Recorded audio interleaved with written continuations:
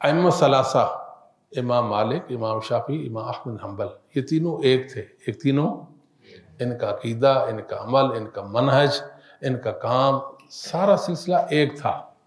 امام شافعی رحمہ اللہ فرماتے ہیں کہ خرجت من بغداد،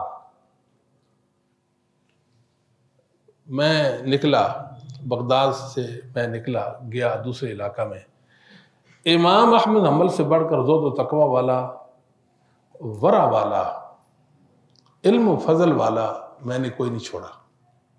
یعنی بغداد کے اندر امام صاحب سے بڑا کوئی امام نہیں ہے۔ یہ شیر و شکر تھے تمام ائمہ، ٹھیک ہے، ان میں کوئی ایسی ویسی بات نہیں تھی۔ دیکھیں اختلاف اجتہادی ایک رائے ہوتی ہے، وہ محدثین سے پہلے صحابہ میں بھی تھی اور محدثین میں بھی آ گئی۔ اس سے یہ تو نہیں لازم آئے گا نا کہ امام شافعی کوئی اور مکتب سے تھے، مالک اور مکتب سے تھے اور احمد حنبل کوئی اور ذہن، ایسی کوئی بات نہیں ہے۔ اس بات کو ذہن نشین کر لیں، ہمارے ائمہ متفق تھے، ٹھیک ہو گیا جی۔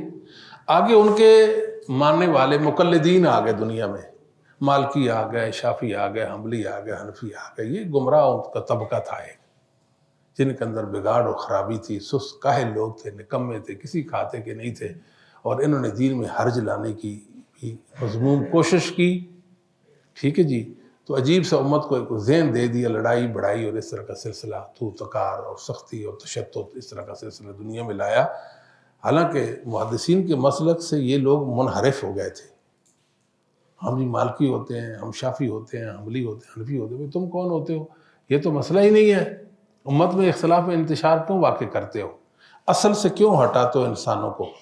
علم نبوت سے دور کیوں کرتے ہو؟ محدثین کے علم عمل سے لوگوں کو کیوں دور کر رہے ہو؟ محروم کیوں کرتے ہو؟ دیکھو نا زیادتی والا معاملہ ہے کہ نہیں ہے؟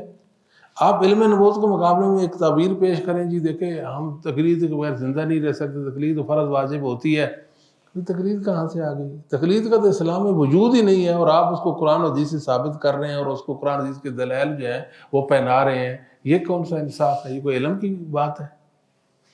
یہ بعد والے جو لوگ تھے یہ گمراہ لوگ تھے۔ اکثر آپ کو مالکی، حنبلی، شافعی مقلدین بعد والے جو ہیں وہ آپ کو برے عقیدے والے نظر آئیں گے، عقیدہ گندا قسم کا۔ کسی نے حدیث میں اچھی کوشش کر لی، فقہ میں اچھی کوشش کر لی، پتہ نہیں کس معاملے میں اچھی کوشش کر لی، مگر ان کا عقیدہ گندا تھا۔ سمجھاتی ہے کہ نہیں؟ وہ پردہ پڑا ہوا تو پڑا رہ جائے، کیا ضرورت ہے زیادہ بات کرنے کی؟ ہمارے ائمہ جو تھے، ہمارے امام مالک، امام شافعی اور امام احمد حنبل، یہ ہمارے ایمان ہے۔ میرے ایمان سے اگر امام احمد حنبل نکال دے تو میرے ایمان کا کوئی اعتبار نہیں ہے۔ امام مالک اور امام شافعی کی محبت ختم کر دیں تو میں بالکل بے نور ہو جاؤں، اور مجھے سمجھ نہ آ جائے کہ میری زندگی کا مقصد کیا ہے۔